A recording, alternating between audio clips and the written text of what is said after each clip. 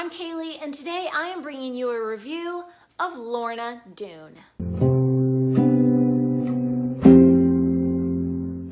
In case you didn't know, Books for MKs is a charity that donates books to missionary kids. So if you want to donate to the kids, you can do so at GoFundMe.com. There's a link down in the description, and there's a button at the end of this video where you can click and donate to the kids.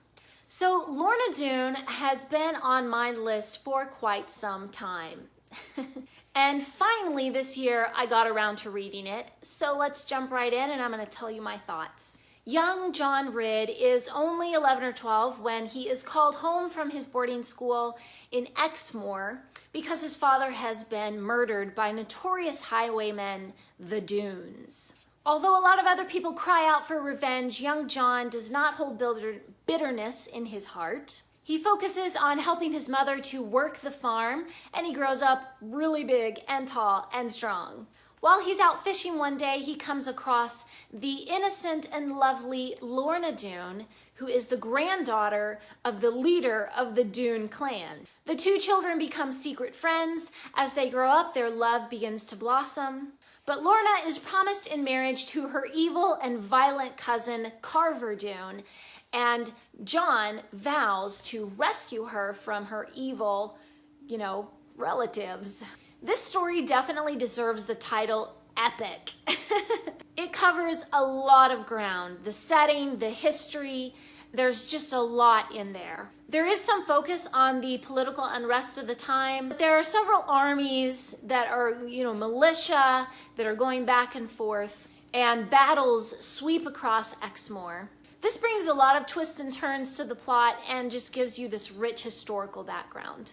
The wild countryside of Exmoor is the perfect backdrop for the mystery and suspense and action. There's so much romance and wildness in the story. And the different terrain of the farms and the seaside and the mountains and the crags and gullies and the moors, all of this comes together to inform the reader as to the mood of every scene. We really get used to the comfort and the safety of the scenery around the farm. The farm is a place for family. And so then when violence comes into the scene, we're outraged. How dare they come into my peaceful farm with their, guns and knives and swords? And we expect to see strange and weird sights and sounds out in the crags and the gullies. So we are doubly interested when out of the rocky terrain we have these ghostly sightings and mysterious disappearances. The scenery just adds in so much to the story. I love it. I really felt connected with John's character. He is the narrator of the story. His personality really shines through in every page.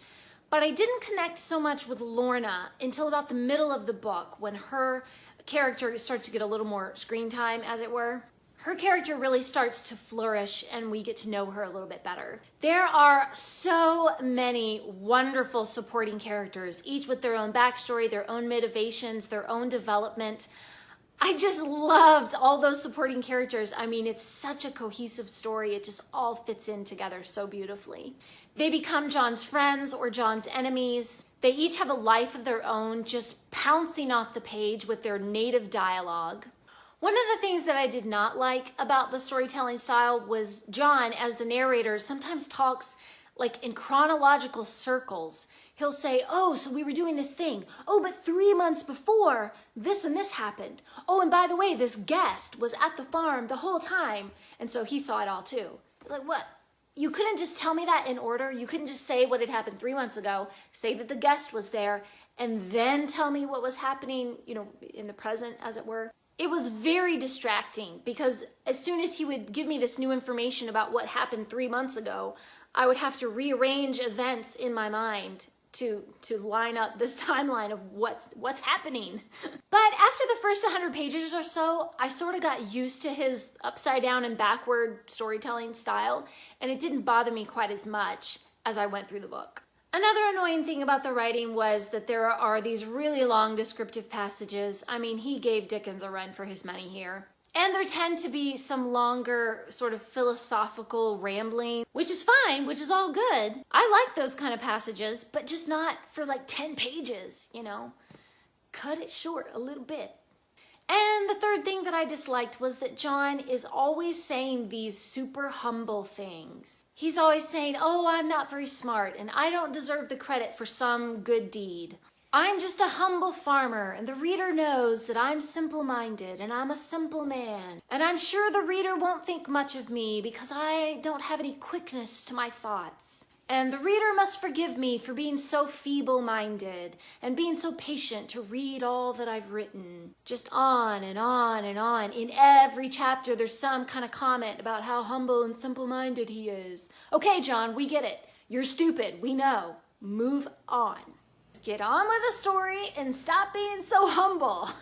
This is a pretty common thing to find in classics that are narrated in first person. So the narrator's saying, I, you know, and they don't want to look like they're bragging by telling their own story. So there's one or two comments about how the reader must have patience with me, or, you know, I'm just a humble whatever, you know. So that's pretty common in classics to see that. They don't want you to think that the narrator is bragging. But this was just overkill. He just went on and on and on in every chapter, having to say it over and over again.